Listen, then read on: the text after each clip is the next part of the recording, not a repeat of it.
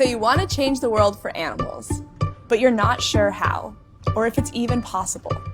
I've been there, but then I joined Direct Action Everywhere, a network of ordinary people committed to changing the world for animals. DxE has reviewed movement history and put the latest social science research into action to great success. And what we've found is that change is not only possible, it's inevitable if we follow the right steps.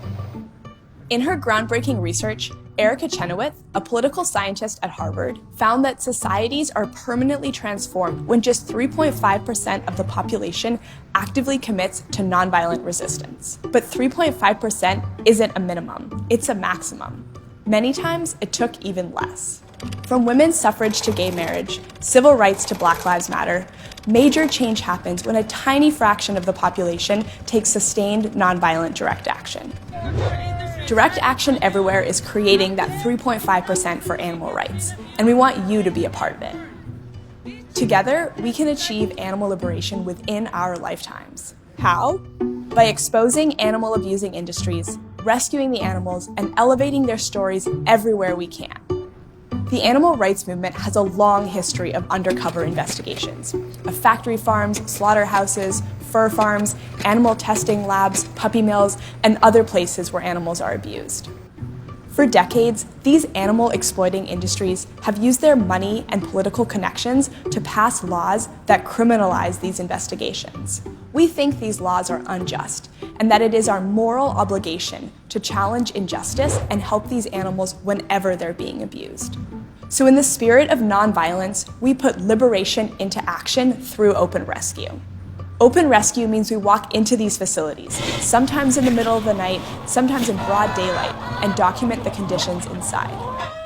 When we find sick and injured animals, which we always do, we take them out, get them medical care, and bring them to sanctuaries. When we execute these investigations and rescues, we don't hide who we are, and we film ourselves the entire time.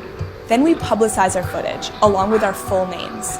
Unlike animal-abusing industries, we have nothing to hide. The idea is to demonstrate that what we're doing is not criminal. What's happening to animals is the true crime. And that's why we're not afraid to challenge these laws in court.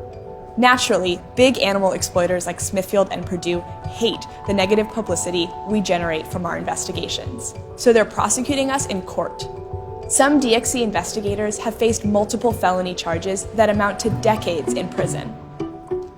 Nobody wants to get locked up, but these whistleblowers welcome the prosecutions because the courtroom is another place to put the issue on the table for the world to see. So we support our fellow activists by showing up at their trials and spreading the word through social media and the press. And we push lawmakers to support the right to rescue animals from situations of distress and exploitation as a first step on the way to an animal bill of rights. Like most effective social movements, DxE works both inside and outside of the system to create change for animals. Even while we confront big ag and its enablers in government through nonviolent civil disobedience, we also work with legislators to craft bills and help get them passed. In 2019, DxE was instrumental in passing California's statewide ban on fur after spearheading the fur bans in Berkeley and San Francisco. And today, we're pushing these progressive cities to lead the way again by divesting city funds from animal agriculture. We know that change starts locally, and what happens in 1, 2, or 3 cities can accelerate change across the world. But for that to happen, we need a lot of activists in one place. The only way we're able to do all this stuff is by having a strong, close community of activists.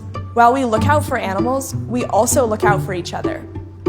DxE has social events almost every day, whether through small affinity groups we call circles, or through social media chats and online discussions. We also founded the first animal rights center in the country and inspired people to open similar community centers around the world. It's through the strength of community that we're able to support each other, learn from each other, and hold each other accountable. None of our work is possible without community. What this all amounts to is the capacity to create revolutionary social and political change for animals, shutting down the industries that exploit them and enshrining their rights in law. It's not going to happen overnight. It's going to take years, decades. But animal liberation is going to happen within our lifetimes. And if you want to be part of that change, we're here to help you be the most effective activist you can be.